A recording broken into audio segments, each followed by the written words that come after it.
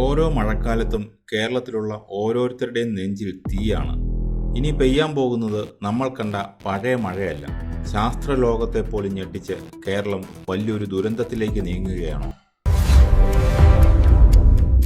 ഓരോ വർഷവും മഴക്കാലം എത്തുമ്പോൾ നമ്മുടെ മനസ്സിൽ ഒരേ ഒരു പേടിയാണ്. ഇത്തവണയും കേരളം മുങ്ങുമോ? മുമ്പൊക്കെ എടവപ്പാതി എന്നും മൺസൂൺ എന്നും നമ്മൾ വിളിച്ചിരുന്ന ആ പഴയ മഴയല്ല ഇന്ന് കേരളത്തിൽ പെയ്യുന്നത്. ശാസ്ത്രജ്ഞരും കാലാവസ്ഥാ നിരീക്ഷണ കേന്ദ്രങ്ങളും നൽകുന്ന കണക്കുകൂട്ടലുകൾ മുഴുവൻ തെറ്റിച്ചുകൊണ്ടാണ് കഴിഞ്ഞ കുറച്ച് വർഷങ്ങളായി നമ്മുടെ നാട്ടിൽ മഴ താണ്ഡവമാടുന്നത്. പത്തനംതിട്ടയിലും കോട്ടയത്തും വയനാട്ടിലും മലപ്പുറത്തുമൊക്കെ പെട്ടെന്നുണ്ടാകുന്ന അതിതീവ്ര മഴയും അതിനെ തുടർന്നുണ്ടാകുന്ന ഉരുൾപൊട്ടലും പ്രളയവും ഇന്ന് ഏതെങ്കിലും ഒരു വർഷത്തെ മാത്രം കഥയല്ല. അത് നമ്മുടെ സ്ഥിരം യാഥാർത്ഥ്യമായി മാറിക്കഴിഞ്ഞു. പക്ഷേ എന്തുകൊണ്ടാണ് ഇത് സംഭവിക്കുന്നത്? വെറുതെ കുറച്ച് മഴ കൂടുതൽ പെയ്തു എന്ന് പറഞ്ഞ് നമുക്കിതിനെ തള്ളിക്കളയാൻ പറ്റുമോ? ഇതിന് ഉത്തരം കണ്ടെത്തണമെങ്കിൽ നമ്മൾ കേരളത്തിൻ്റെ അതിർത്തികൾക്ക് അപ്പുറത്തേക്ക് കണ്ണോടിക്കണം. ശാന്ത സമുദ്രത്തിലുണ്ടാകുന്ന എൽ നീനോ, ലാ നീന പ്രതിഭാസങ്ങളും ആഗോള താപനവും ഒക്കെയായി ഇതിന് നേരിട്ട് ബന്ധമുണ്ട്. ലോകത്തിൻ്റെ ഏതോ ഒരു കോണിൽ കടൽ ചൂട് പിടിക്കുമ്പോൾ അതിൻ്റെ ആഘാതം വന്നു പതിക്കുന്നത് നമ്മുടെ മലയോര ഗ്രാമങ്ങളിലാണ്.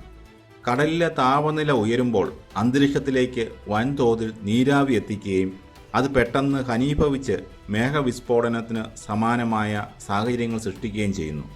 അതുകൊണ്ടാണ് മണിക്കൂറുകൾക്കുള്ളിൽ ഒരു പ്രദേശത്തെ മുഴുവൻ മുക്കിക്കളയുന്ന രീതിയിൽ അതിതീവ്ര മഴ പെയ്യുന്നത്. ഇതൊരു സ്വാഭാവിക ദുരന്തം മാത്രമാണോ? അല്ല എന്ന് തന്നെയാണ് ഭൂമിശാസ്ത്രജ്ഞരും പരിസ്ഥിതി പ്രവർത്തകരും ഒരുപോലെ വ്യക്തമാക്കുന്നത്. പ്രകൃതിയുടെ വ്യതിയാനത്തിനൊപ്പം നമ്മൾ മനുഷ്യർ വരുത്തിവെച്ച വീഴ്ചകൾ കൂടിയാവുമ്പോൾ അപകടത്തിൻ്റെ വ്യാപ്തി ഇരട്ടിയാകുന്നു. കേരളത്തിലെ ചെറുതും വലുതുമായ അണക്കെട്ടുകളിൽ വർഷങ്ങളായി അടിഞ്ഞുകൂടിയ മണ്ണും ചെളിയും കാരണം അവയുടെ വെള്ളം സംഭരിക്കാനുള്ള ശേഷി പകുതിയിലധികമായി കുറഞ്ഞിരിക്കുകയാണ്. പെട്ടെന്നൊരു വലിയ മഴ പെയ്യുമ്പോൾ ഡാമുകൾക്ക് ആ വെള്ളം ഉൾക്കൊള്ളാൻ കഴിയില്ല. ഫലമോ ഒന്നുകിൽ മുന്നറിയിപ്പില്ലാതെ ഷട്ടറുകൾ തുറന്നുവിടേണ്ടി വരുന്നു, അല്ലെങ്കിൽ അണക്കെട്ടുകൾ കരകവിയുന്നു. ഇത് താഴത്തെ തട്ടിലുള്ള പ്രദേശങ്ങളെ പെട്ടെന്ന് പ്രളയത്തിലാക്കുന്നു. കേരളത്തിൻ്റെ ഭൂപ്രകൃതി വളരെ സങ്കീർണമാണ്. മലനിരകളിൽ നിന്ന് ഒഴുകിയെത്തുന്ന വെള്ളം പുഴകളിലൂടെ കടലിലേക്ക് ഒഴുകിപ്പോകുന്ന സ്വാഭാവിക രീതിയാണ് നിലവിലുണ്ടായിരുന്നത്. എന്നാൽ ശാസ്ത്രീയ പഠനങ്ങളില്ലാതെ മലയോരങ്ങളിൽ നടത്തുന്ന വൻകിട റോഡ് വികസനങ്ങൾ, കുന്നിടിക്കൽ, തണ്ണീർത്തടങ്ങൾ നികത്തൽ എന്നിവ വെള്ളത്തിൻ്റെ സ്വാഭാവിക ഒഴുക്കിനെ തടസ്സപ്പെടുത്തി. വെള്ളത്തിന് ഒഴുകിപ്പോകാൻ വഴിയില്ലാതാകുമ്പോൾ അത് റോഡുകളിലൂടെയും വീടുകളിലൂടെയും കയറി കുത്തിയൊലിക്കുന്നു. അതുപോലെ തന്നെ പശ്ചിമഘട്ടത്തിൽ നടക്കുന്ന അമിതമായ പ്രകൃതി ചൂഷണം മണ്ണൊലിപ്പിനും ഭയാനകമായ ഉരുൾപൊട്ടലുകൾക്കും കാരണമാകുന്നു. മരങ്ങൾ നഷ്ടപ്പെട്ട മലനിരകൾക്ക് മഴവെള്ളത്തെ പിടിച്ചു നിർത്താനുള്ള ശേഷി നഷ്ടപ്പെട്ടു കഴിഞ്ഞു. നമ്മൾ ഇനിയും ഇങ്ങനെ പഴയതുപോലെ മുന്നോട്ട് പോയാൽ നാളെ എന്ത് സംഭവിക്കും?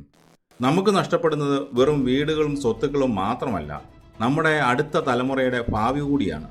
ഓരോ പ്രളയം കഴിയുമ്പോഴും പുനരധിവാസത്തിനും പുനർനിർമ്മാണത്തിനുമായി നമ്മൾ കോടികൾ ചെലവഴിക്കുന്നു. എന്നാൽ അടിസ്ഥാന പ്രശ്നങ്ങൾക്ക് പരിഹാരം കാണുന്നില്ലെങ്കിൽ ഈ പണം മുഴുവൻ വെള്ളത്തിലാകും. അടുത്ത ഏതാനും പതിറ്റാണ്ടുകൾക്കുള്ളിൽ കേരളത്തിലെ ഭൂരിഭാഗം മലയോര തീരദേശവാസികളും സ്വന്തം മണ്ണ് ഉപേക്ഷിച്ച് പലായനം ചെയ്യേണ്ടി വരും. അപ്രതീക്ഷിതമായി പെയ്യുന്ന മഴയും വരൾച്ചയും നമ്മുടെ കൃഷിയെ പൂർണ്ണമായി നശിപ്പിക്കും.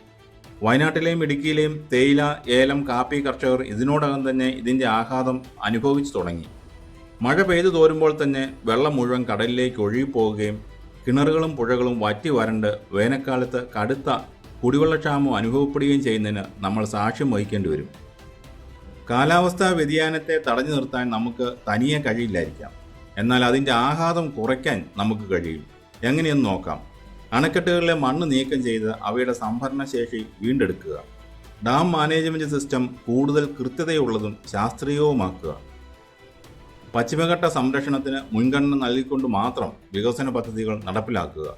വെള്ളപ്പൊക്ക സാധ്യതയുള്ള പ്രദേശങ്ങളിൽ നിന്ന് ആളുകളെ സുരക്ഷിതമായി മാറ്റിപ്പാർപ്പിക്കാനുള്ള കൃത്യമായ മാസ്റ്റർ പ്ലാൻ തയ്യാറാക്കുക. പ്രകൃതി തരുന്ന സൂചനകൾ കണ്ടില്ലെന്ന് നടിച്ചാൽ കേരളം എന്ന ഈ ചെറിയ മനോഹരമായ ഇടം ഭൂപടത്തിൽ നിന്ന് മാഞ്ഞു പോകുന്ന കാലം വിദൂരമല്ല.